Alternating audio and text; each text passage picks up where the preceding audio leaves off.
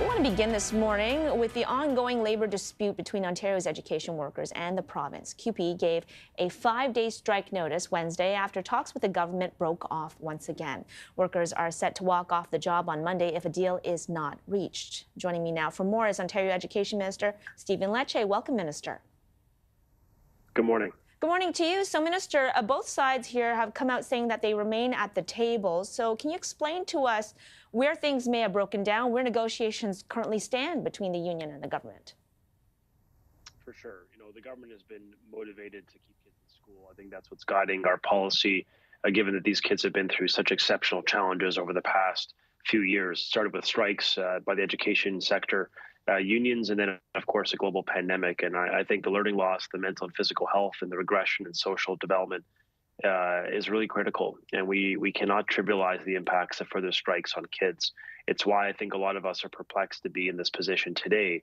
The government was asked to withdraw Bill 28, the legislation we introduced responding to their first strike a few weeks ago. So we did that. In good faith, we removed and revoked the bill in its entirety. And then 48 hours later, they announced a strike notice, putting 2 million children potentially out of school effective Monday.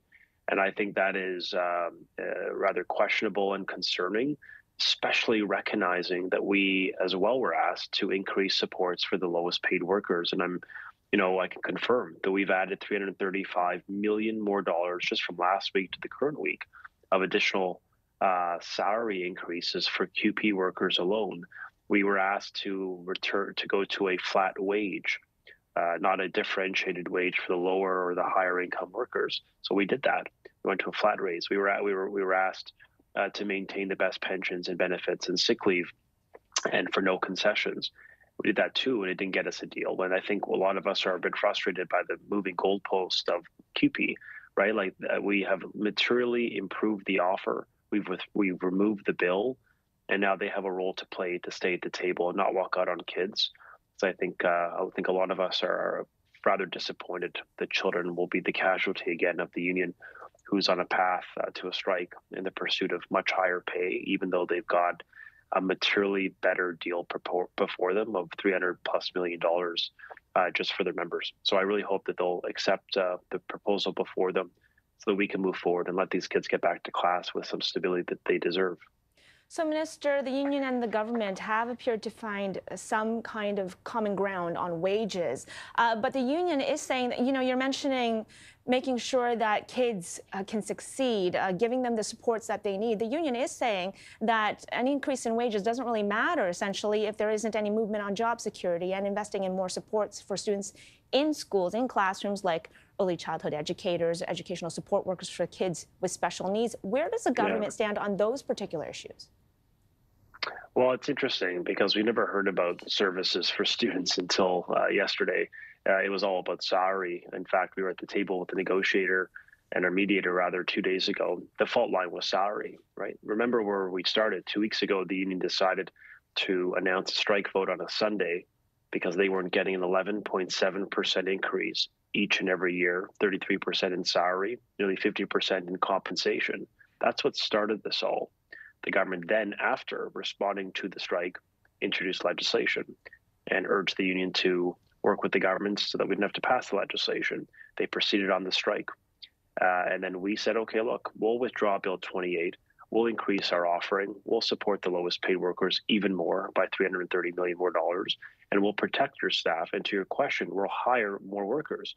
There's been nearly 7,000 more education workers hired in this province under our progressive conservative government. We increased funding by $650 million this year alone. And over the course of the contract, we're proposing 1,800 additional education workers and roughly 800 teachers to be hired by maintaining and protecting a fund that otherwise would lapse.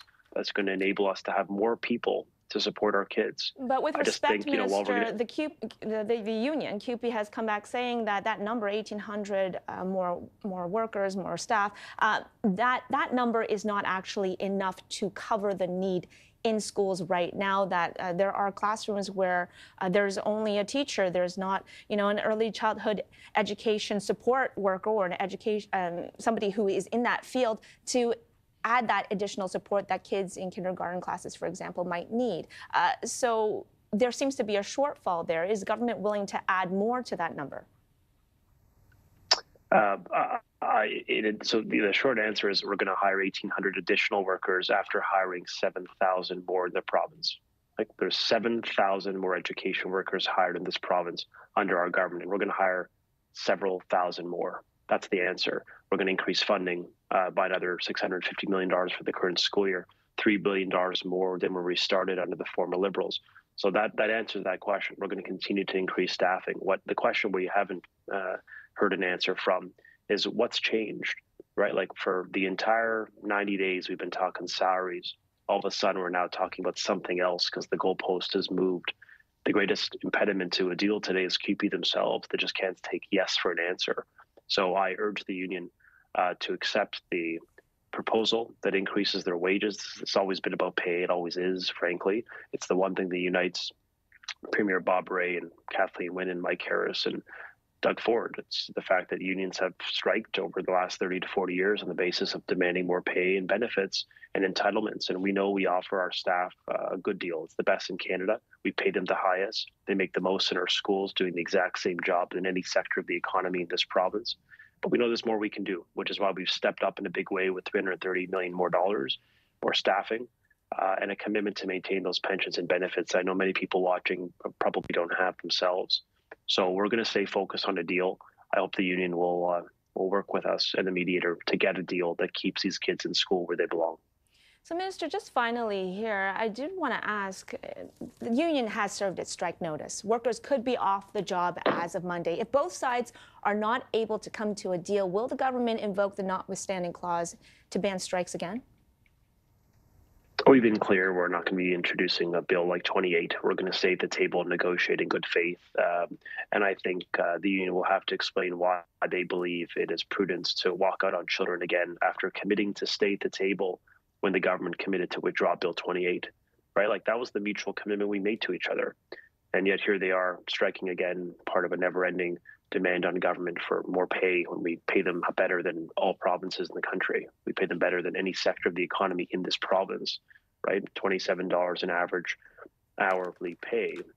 And so I think what's before the union is not just fair, it is highly competitive, particularly when you consider the months of the duration of their work, 10 months a year, with a great deal of time off that's paid and a job security that most folks don't have. I mean, during the pandemic, when people were being laid off, our education workers were overwhelmingly able to, and teachers to stay home and get paid with the security they deserved. And I want to thank them for their work. It's why we're going to increase their pay and hire more of them.